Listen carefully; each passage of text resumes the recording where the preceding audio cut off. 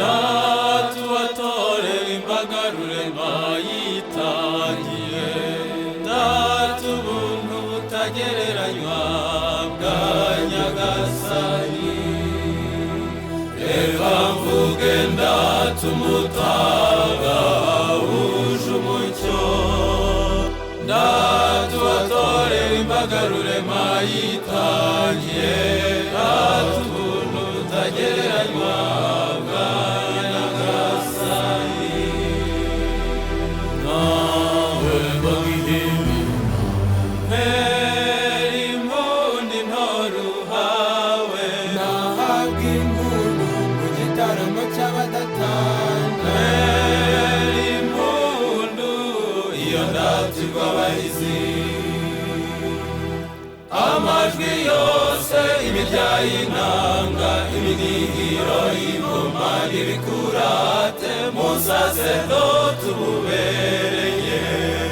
Impundu iwacu zivuga urwunge, mu mirenge Gihunya na Migongo n'Ubuganza bwose, bashima indatwa izira amakenga. Dore ingenzi duhawe n'umushumba mwiza, umurenzi wakomeje umurego mu murongo ugororotse, mu nzira igenwa n'intwari. Berwa Nyamurorwa, berwa zina ryakunze gwira.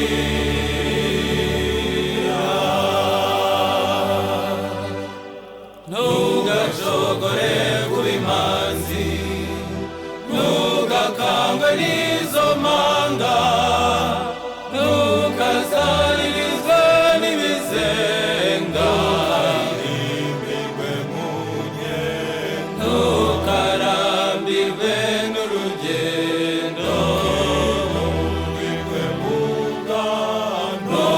ntukadindire mu nyanda, urarengera gutabara.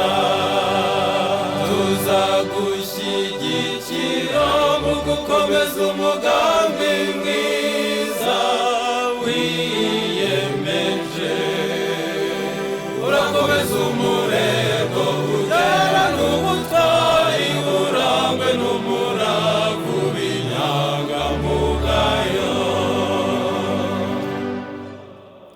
Icyifuzo cyabawe ni ukugushyigikira mu gukomeza intego yawe nziza.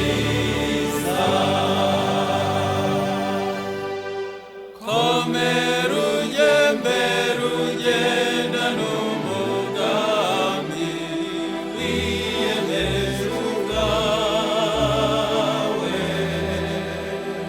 Koko komera, komera, komeza umurego ugenda n'ubutwari, urangwe n'umuravu w'inyangamugayo.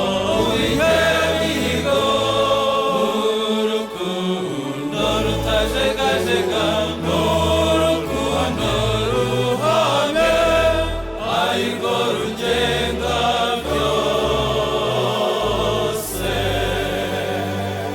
Yewe munsi y'u Rwanda, uraba urugero rwiza mu Banyarwanda. Urubyiruko rukunda Yezu, rwambarire kuba intore ze.